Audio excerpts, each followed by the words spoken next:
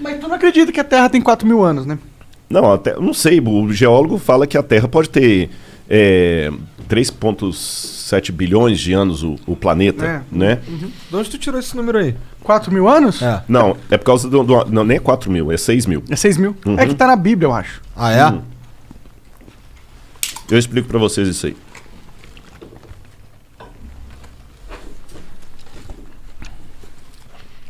No Gênesis tem a idade dos patriarcas. Tanto fulano viveu tantos anos, tirou fulano, viveu tantos anos. Quando você faz aquela conta da idade dos patriarcas, mas há divergências, porque tem o Gênesis escrito em hebraico, tem uma versão dele para o grego que dá uma diferença nos números ali. Pequena, mas dá. Mas dá em torno de um pouco mais de 6 mil anos, desde aquele período ali até hoje. Números aproximados, tá bom? Aí o que acontece? Então a Terra tem 6 mil anos. Quando você cruza isso com o paleontólogo que fala assim, não, tem milhões de anos, isso que parece uma estupidez, uma tonteria, mas vamos com calma. Em primeiro lugar, a invenção da escrita, se você pegar os primeiros livros que estudaram a invenção da escrita no século XIX, eles falavam que a escrita foi inventada em 5.000 a.C., depois 4.000, 3.800, 3.500. Hoje, na melhor das hipóteses, a invenção da escrita é de 3.100 para cá. Você entendeu? Então, de história escrita mesmo, eu tenho em torno disso aí. De história registrada. Escrita registrada.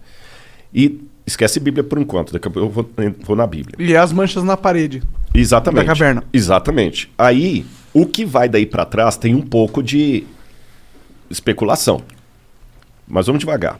Deixa eu falar da questão do crente. Teve um bispo chamado Asher, que ele fez as contas dele lá e ele colocou até a data e a hora da criação de Adão. Adão foi criado, acho que no dia 21 de outubro de 4004 a.C., 3 horas da tarde, de uma sexta-feira. Porra, o cara é foda. Aí muita gente pegou isso e popularizou e tudo mais, mas se você perguntar para o Rodrigo, é impossível saber um negócio desse. É impossível saber. Qualquer datação histórica que passa de 1400 a.C. para trás, isso eu posso responder como crente ou como descrente. Ela começa a ficar especulativa. Porque quando eu falo para você que a 18ª dinastia foi mais ou menos no século XV a.C., com base em que eu estou falando, você pega as dinastias egípcias, que estão ali, tem a Pedra de Palermo, você tem Heródoto, você tem... E vai cruzando pelos faraós e tem uma ideia mais ou menos. Só que tem muitos buracos. Agora encontraram, em 2016, a tumba de Senebekai, que era uma dinastia inteira que estava perdida. Tem dinastias que foram paralelas. Então a gente, de 1400 a.C. para trás, começa a ficar especulativo para o historiador. Quando eu pego a Suméria, na Mesopotâmia, os caras falavam assim, olha, isso aqui aconteceu no 3º ano do reinado do rei Ibibissim, rei de Ur. Tá, mas o 3º ano do reinado de Ibibissim significa o quê? Eles não tinham um calendário padrão. Então, você fala assim, pô, o Igor já está trabalhando aqui, já tem 2 anos. Então, no 2º ano de trabalho do Igor aqui, tá, mas o 2º ano de trabalho do Igor significa o quê? Quando a gente encontra um tablete cuneiforme com uma informação astronômica, cara, isso é muito bom. Se eu encontro lá, assim, no 2º ano do reinado do rei Ibibissim, teve um eclipse solar. Aí eu vou no meu amigo astrônomo, ele faz aqueles esquemas lá de voltar à Terra... no computador, voltar né? Ao ciclo voltar ao ciclo estelar, né? E ele consegue me falar, no calendário atual que a gente usa, qual foi a hora precisa de um eclipse solar visível na Mesopotâmia, naquela região. Se tinha, até dá para ver se tinha nuvem, se não tinha nuvem. Caramba, é muito bom isso. Eu usei isso para falar de datação da morte de Cristo e tudo mais. Não como um astrônomo, que eu não sou astrônomo. Isso aí você põe na mão do cara e ele te devolve. Opa, então no dia 23 de abril de 2005 é isso aqui. Aí eu vou descobrir se o cara usava um calendário lunar, solar, lunisolar. É bem... Aí depois que você vai cruzando todos esses dados, lembra quando tinha o CSI que o cara punha na parede a fotografia e ia puxando com os barbantes? Sim. Já fazendo aquele cômputo ali. Então a gente trabalha com algumas evidências, mas certeza histórica absoluta a gente não tem das datações. Sim. Hoje, por essas coisas, a gente chega mais ou menos a 3.100 a.C. O que vai daí para trás é especulativo. Aí o cara olha a parede lá, o desenho rupestre, e já teve o desenho rupestre, só para você ter noção que as datas são altamente especulativas. Sabe a Luzia? A Luzia, eu já encontrei umas 4 ou 5 diferentes datações para a Luzia. Tem gente que coloca a presença do homem aqui no Brasil em 25 mil anos atrás. Tem gente que coloca há 45 mil anos atrás. Pô, 25 mil para 45 mil é muita diferença. Entendeu? Quando o homem chegou na América, 250 mil anos atrás, 100 mil anos atrás, um disparate tão grande que você vê que os caras também estão estimando.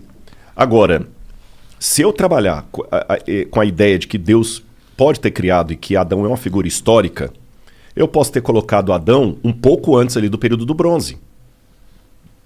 4.000 a.C. aproximadamente.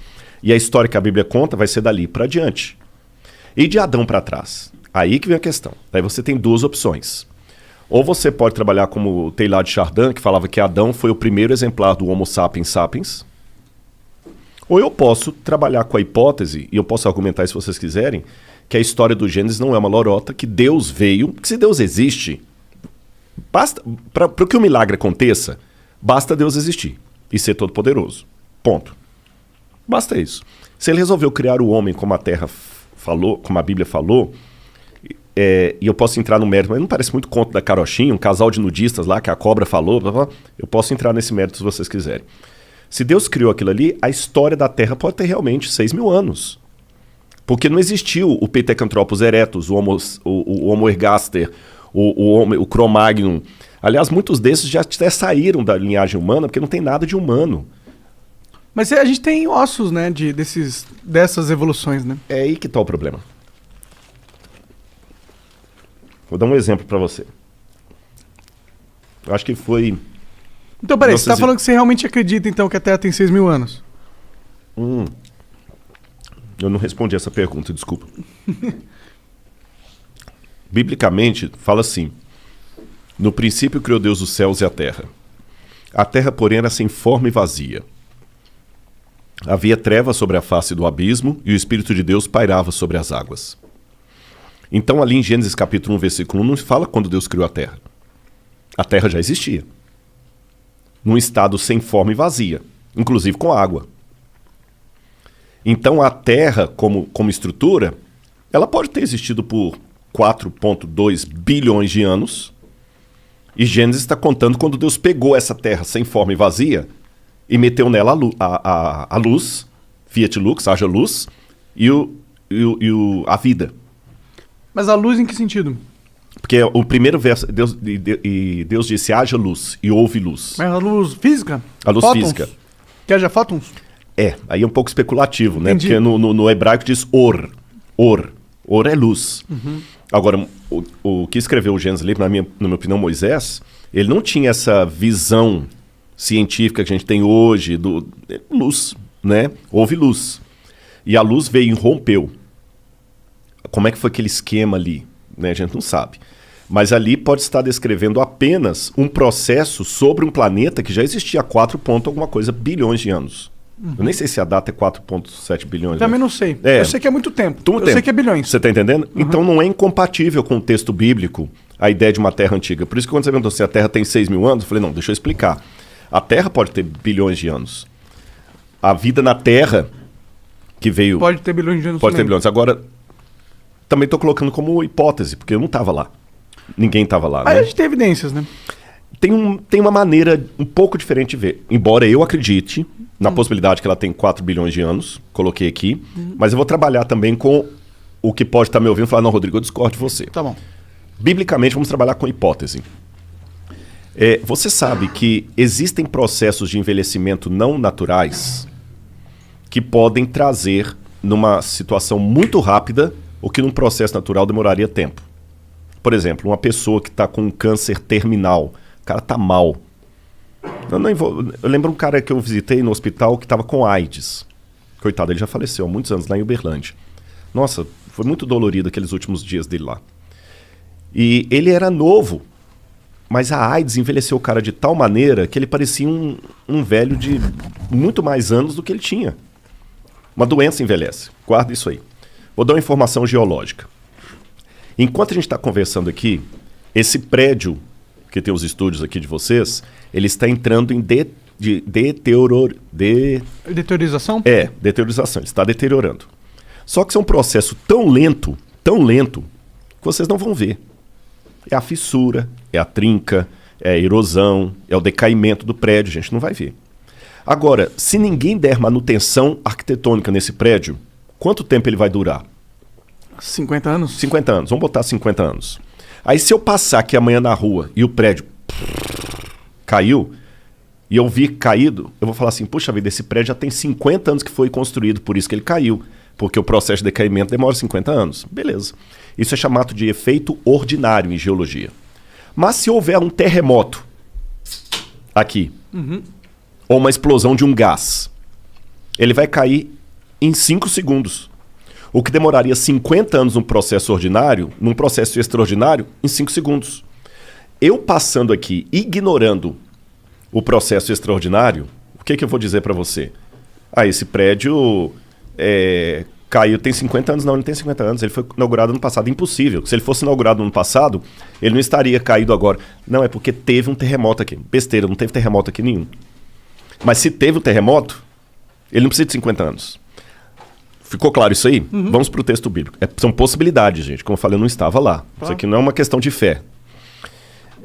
A Bíblia fala de 3 elementos que dão uma aparência de velhice para a Terra. O primeiro deles, Deus criou a Terra adulta. Ele não criou a Terra evoluindo.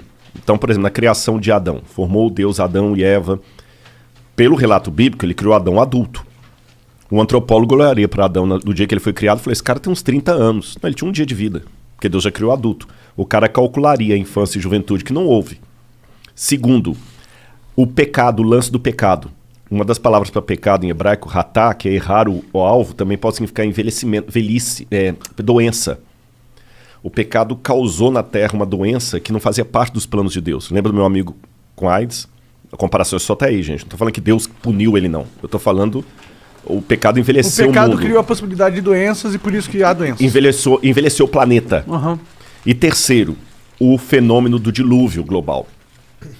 Uma catástrofe que acabou com o planeta Terra, que destruiu os dinossauros, que causou... Lembra o lance do terremoto? Os dinossauros foram um cometa. Sim, um cometa não, um astroblema, né? Um meteoro. Um meteoro, isso. Meteoro. E a Terra tem vários astroblemas. O que é astroblema? É quando o meteoro bate na Terra e deixa aquelas crateras ali. Como a Lua tem. Se olha para a Lua, ela é cheia de buraquinho. Sim. Porque ela foi bombardeada. E a Terra também. Então, se houve uma catástrofe no passado, como o exemplo que eu dei do terremoto aqui, uma catástrofe dessa poderia provocar no planeta Terra uma situação de desgaste e envelhecimento que num processo natural demoraria muito tempo. Então o Grand Canyon, dependendo da catástrofe de pedras caindo do céu, meteoros, que imagina, pô, cara, se cair uma pedra aqui do tamanho de um carro, ela tem potência de megatons aí como se fosse uma bomba atômica. Tô falando de uma pedra do tamanho de um carro. Imagina se cair uma pedra do tamanho de um edifício. Os maremotos que aquilo não causa. Então, uma formação assim uma fissura pode surgir. Aí o que acontece? A Bíblia fala de um dilúvio mandado por Deus, uma destruição, e o que nós estamos vendo hoje é o pós-destruição. Mas se eu nego a historicidade do dilúvio, eu vou atribuir a milhões de anos o que poderia ser formado há milhares de anos. A Pangeia, por exemplo, pode ter rachado aquilo ali e dar um golpe dos continentes se afastando, depois perderam velocidade. E hoje, eu ignorando essa catástrofe, eu posso apenas pegar a velocidade que a América do Sul afasta da África e falar, tem milhões de anos que estão se afastando.